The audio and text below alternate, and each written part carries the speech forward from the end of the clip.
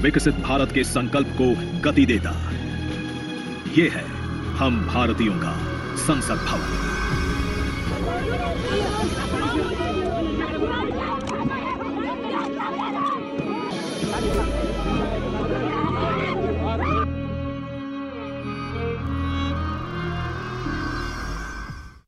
पिछले हफ्ते जहां दिल्ली में नए पार्लियामेंट का इनॉग्रेशन हो रहा था, वहीं पार्लियामेंट से कुछ किलोमीटर दूर इंडिया के ओलंपिक चैंपियंस को घसीट कर पुलिस डिटेन कर रही।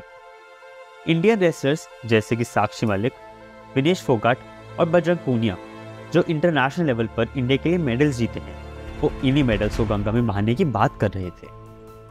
ये रेसलर्स प्रोटेस्ट कर रहे हैं कि ब्रिजभूषण, जो कि रेसलिंग फेडरेशन ऑफ इंडिया के 2011 से चेयरमैन हैं और लोकसभा के 6 टाइम्स एमपी रह चुके हैं, उनको अरेस्ट किया जाए। ब्रिजभूषण के खिलाफ अभी कोर्ट में 4 केस चल रहे हैं और इन रेसलर्स ने इनके ऊपर सेक्सुअल हरासमेंट के एलिगेशंस लगाए हैं और एक माइनर ने पॉस्को, जो कि बच्चों को सेक्सुअल हरासमेंट से बचाता है, उसके अंदर गिरफ्तार करने के लिए बोला है। पर आई एम श्योर आपने इन रेसलर्स की कुछ ऐसी वीडियोस अपने फोन या टीवी पर जरूर देखी होंगी। चाहूंगी कि देश का कोई खिलाड़ी मेडल ही ना लेके आए कभी। ज्यादा बुरा व्यवहार हो रहा है, इतनी बुरी तरीके से कैसे घसीटा जा रहा है, हम चुपचाप पैदल चल रहे थे। इस इंसिडेंट के बाद रेसलर्स का कहना है कि पुलिस और गवर्नमेंट उन्हें उनके कॉन्स्टिट्यूशनल राइट टू प्रोटेस्ट को एक्सेस करने को नहीं दे रहा है। आपको याद ही होगा कि कुछ साल पहले दिल्ली के बॉर्डर पर लाखों किसानों ने फार्म बिल्स के अगेंस्ट धरना लगाया था। ऐसे प्रोटेस्ट देश भर में सीए, जो कि सिटीजन अमेंडमेंट एक्ट है, उसके बाद भी हुए। आज की इस वीडियो में हम इसी चीज़ पर बात करेंगे कि क्या इंडिया में लोगों को प्रोटेस्ट करने का राइट है, क्या इस राइट पर रिस्ट्रिक्शंस लगाई जा सकती हैं। जहां एक जगह ये प्रोटेस्टर्स कहते हैं कि वो सिर्फ अपना constitutional right to protest access कर रहे हैं, वहीं कुछ लोग कहते हैं कि इस प्रोटेस्ट के थ्रू पब्लिक न्यूसेंस और इनकन्वीनियंस होता है जनता को। हेलो एवरीवन, मेरा नाम वरुण है और मैं इस चैनल पे ऐसे ही ऑनगोइंग इश्यूज के लीगल एस्पेक्ट्स को सिंपल भाषा में समझाने की कोशिश करता हूँ। तो अगर आपको इस वीडियो से कुछ नया सीखने को मिलता है तो प्लीज सब्सक्राइब जरूर करें। तो आइए इस वीडियो को स्टार्ट करने के लिए हम प्रोटेस्ट की हिस्ट्री के बारे में थोड़ा जानते हैं। इंडिया में प्रोटेस्ट का कल्चर बहुत पुराना है। इनफैक्ट हमारी आज़ादी की लड़ाई का फाउंडेशन भी प्रोटेस्ट पर ही रखा गया। फिर चाहे वो ईयर 1905 का स्वदेशी मूवमेंट हो, जो बंगाल पार्टीशन के बाद शुरू हुआ था, या फिर ईयर 1919 का फेमस दांडी मार्च जो गांधी जी ने लीड किया था, हाथ में लाठी लिए वो बढ़ रहा है, या फिर ईयर 1942 का क्विट इंडिया मूवमेंट जो ब्रिटिश रूल का final nail in the coffin था। इंडिपेंडेंट इंडिया में भी प्रोटेस्ट बहुत रेगुलरली हुए हैं।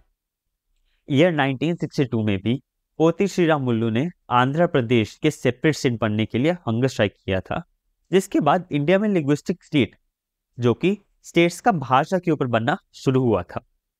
इमरजेंसी पीरियड के दौरान भी काफी प्रोटेस्ट हुए थे और इनफैक्ट कुछ साल पहले अन्ना हजारे का इंडिया अगेंस्ट करप्शन मूवमेंट ने तो उस टाइम के यूपीए गवर्नमेंट के नींव तक हिला दिए थे। इनफैक्ट एक bureau of police research and development की रिपोर्ट बताती है कि इंडिया में 4,20,000 प्रोटेस्ट हुए हैं from the year 2009 to 2014, which means कि हर दिन इंडिया में 200 प्रोटेस्ट हुए हैं। कई स्कॉलर्स का ये कहना है कि प्रोटेस्ट एक डेमोक्रेटिक कल्चर के लिए बहुत ज़रूरी है, जहां एक तरफ ये सिटीजन्स को राइट देता है कि वो अपने ओपिनियन सरकार के सामने रख पाएं, वहीं ये सरकार को भी एक अपॉर्चुनिटी देता है कि अपने पॉलिसीज में अपनी कमियां आइडेंटिफाई कर पाएं और उन्हें ठीक कर सकें। इसका एक एग्जाम्पल ईयर 2012 की प्रोटेस्ट हैं, जो कि निर्भया गैंग रेप के बाद हुई। इन प्रोटेस्ट के बाद सरकार ने औरतों के खिलाफ होने वाले क्राइम्स के रूल्स को स्ट्रिक्ट बनाया था। यहाँ तक कि कई स्कॉलर्स का कहना है कि ये राइट टू प्रोटेस्ट ही एक डिक्टेटरशिप और डेमोक्रेसी के बीच में मेन डिफरेंस है।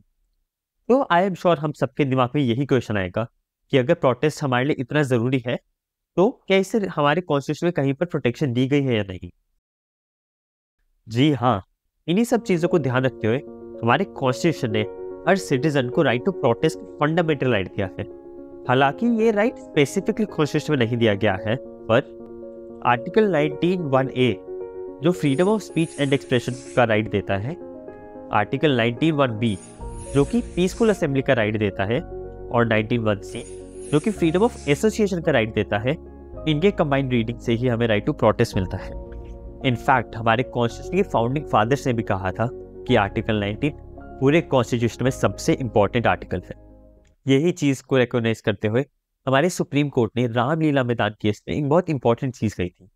यहाँ पर बाबा रामदेव जो दिल्ली में ब्लैक मनी के अगेंस्ट प्रोटेस्ट कर रहे थे, उन पर रात को पुलिस ने लाठीचार्ज कर दिया था। सुप्रीम कोर्ट ने इस चीज को देखते हुए ये कहा था कि लोगों के पास अधिकार है अपने वॉइस रेज करने का सरकार के खिलाफ और अपना गुस्सा एक्सप्रेस करने का, और सरकार को सिटीजन्स के ये राइट टू प्रोटेस्ट का रिस्पेक्ट करना चाहिए। इसी राइट को एक्सरसाइज करते हुए हमारे इंडियन रेसलर्स ने जनवरी 2023 में पहली बार जंतर मंतर पे जाके प्रोटेस्ट किया। इन प्रोटेस्ट को देखते हुए सेंट्रल गवर्नमेंट ने रेसलर्स को एश्योरेंस दिया कि गवर्नमेंट एक कमेटी बनाएगी जो इन एलिगेशंस में देखेगी, और इसके चलते रेसलर्स ने अपना प्रोटेस्ट कॉल ऑफ कर लिया। हालांकि जब अप्रैल में कमेटी की रिपोर्ट आई, वो रिपोर्ट को पब्लिक नहीं किया गया था, एंड इसी चलते रेसलर्स ने अप्रैल एंड में फिर से अपने प्रोटेस्ट शुरू किए। इस प्रोटेस्ट को देखते हुए सुप्रीम कोर्ट इंटरवीन करती है और पुलिस को ब्रिजभूषण के अगेंस्ट एफआईआर करने को बोलती है, जिसके अंडर पुलिस 2 एफआईआर करती है। हमने जैसे देखा कि राइट टू प्रोटेस्ट जरूरी है, बट इसका मतलब ये है कि प्रोटेस्टर्स कहीं पर भी कैसे भी प्रोटेस्ट कर सकते हैं? क्या वो प्रोटेस्ट के नाम पर पब्लिक प्रॉपर्टी या वायलेंस कर सकते हैं, जैसे कि हम आमतौर पर देखते हैं? प्रोटेस्ट से होने वाले पब्लिक इनकन्वीनियंस का क्या, स्पेशली जब प्रोटेस्टर्स एक लंबे टाइम के लिए रोड्स या हाईवेज को जाम कर देते हैं? चलो इस बारे में भी थोड़ी बात करते हैं। जब फार्म प्रोटेस्ट हुए थे तब इंडियन रेलवे को पहले 3 महीने में 2200 करोड़ रुपीस का नुकसान हुआ था, और बहुत पंजाब की फैक्ट्रीज को उनका रॉ मटेरियल नहीं मिल पाया था। जहां आर्टिकल 19 फ्रीडम ऑफ प्रोटेस्ट का हक देता है, वहीं आर्टिकल 19 क्लॉज 2 और क्लॉज 3 इस फ्रीडम पर रिस्ट्रिक्शंस लगाती हैं।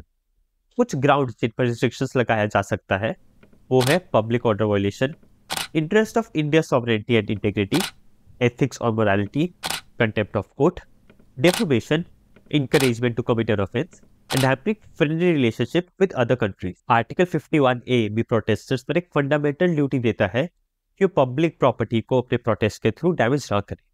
वैसे ही सेक्शन 144 CRPC में मैजिस्ट्रेट को पावर दी गई है कि वो किस एरिया पे कर्फ्यू लगा सकते हैं जहां संभावना है कि प्रोटेस्ट एक वायलेंट नेचर ले सकता है।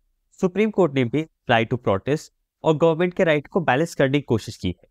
यहाँ पर 1973 का केस हिम्मत लाल वर्सेस कमिश्नर ऑफ पुलिस में सुप्रीम कोर्ट ने बोला है कि जहां प्रोटेस्टर्स को ये राइट नहीं है कि वो कहीं पर भी प्रोटेस्ट कर सके, वही गवर्नमेंट को भी ये राइट नहीं है कि वो हर जगह पर प्रोटेस्ट करने से रिस्ट्रिक्शन लगा सके।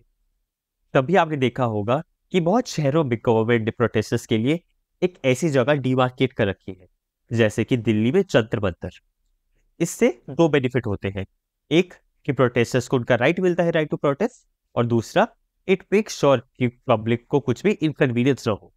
एक और बहुत इंपॉर्टेंट जजमेंट है Amit Sahni versus commissioner of police, जो कि फाइल करी गई थी शहीन बाग में हो रहे CAA के प्रोटेस्ट के खिलाफ। सुप्रीम कोर्ट ने इस जजमेंट के थ्रू बोला था कि प्रोटेस्टर्स के पास ये राइट नहीं है कि एक पब्लिक प्लेस को इंडेफिनेट पीरियड के लिए ब्लॉक करके रख सके, और सरकार की जिम्मेवारी है कि वो इन एरियाज को जल्द से जल्द क्लियर करे। सुप्रीम कोर्ट हालांकि ये मानते हुए कि डेमोक्रेसी और डिसेंट दोनों जरूरी है कंट्री में, पर प्रोटेस्टर्स को उनकी डेजिग्नेटेड प्लेसेस पर ही प्रोटेस्ट करना होगा। इस केस में प्रोटेस्टर्स ने ब्लॉकेज एक पब्लिक वे का किया हुआ था, जिसके कारण पब्लिक को इनकन्वीनियंस हो रहा था, एंड कोर्ट ने प्रोटेस्टर्स को उनकी डेजिग्नेटेड प्लेसेस पर वापस जाकर प्रोटेस्ट करने को बोला था। पर आप 1 मिनट लेके इस चीज के बारे में खुद सोचो। प्रोटेस्ट इसलिए किए जाते हैं ताकि पब्लिक को इनकन्वीनियंस हो, जिससे गवर्नमेंट का अटेंशन उनके प्रोटेस्ट की तरफ है। जब एक प्रोटेस्ट को इस एरिया में किया जाएगा जहां से पब्लिक को कोई इनकन्वीनियंस नहीं हो रहा है, वो एक गवर्नमेंट का अट्रैक्शन नहीं ले पाएगी। मे बी यही रीजन हो सकता है कि इन रेसलर्स ने पार्लियामेंट की तरफ मार्च करना शुरू किया, ताकि इससे वो गवर्नमेंट का अटेंशन ले सके और उनकी डिमांड्स मीट हो पाए। इन्हीं सब चीजों को ध्यान में रखते हुए आपको क्या लगता है, क्या रेसलर्स सही थे पार्लियामेंट पर मार्च करने के लिए, या फिर उन्हें अपने प्रोटेस्ट जंतर मंतर पर ही करने चाहिए? क्या प्रोटेस्ट डेमोक्रेसी के लिए जरूरी है या नहीं? आज के टाइम में तो ऑनलाइन प्रोटेस्ट जैसे कि ट्विटर ट्रेंड्स भी शुरू हो चुके हैं, जो लोगों की आवाज़ सरकार तक पहुंचाने का नया तरीका बन चुका है। पर यह ज़रूरी है कि राइट टू प्रोटेस्ट लॉ के दायरे में किया जाए और इलीगल तरीके से नहीं। आप मुझे नीचे कमेंट सेक्शन में बताइए कि आपको इस मुद्दे के बारे में क्या लगता है। क्या इंडिया में राइट टू प्रोटेस्ट इंडेफिनिट होना चाहिए कि जैसे अभी रिस्ट्रिक्शंस है वैसे रिस्ट्रिक्शंस लगे रहने चाहिए। आज के लिए इतना ही, एंड मैं आपको बहुत जल्द नेक्स्ट वीडियो में मिलूंगा। धन्यवाद।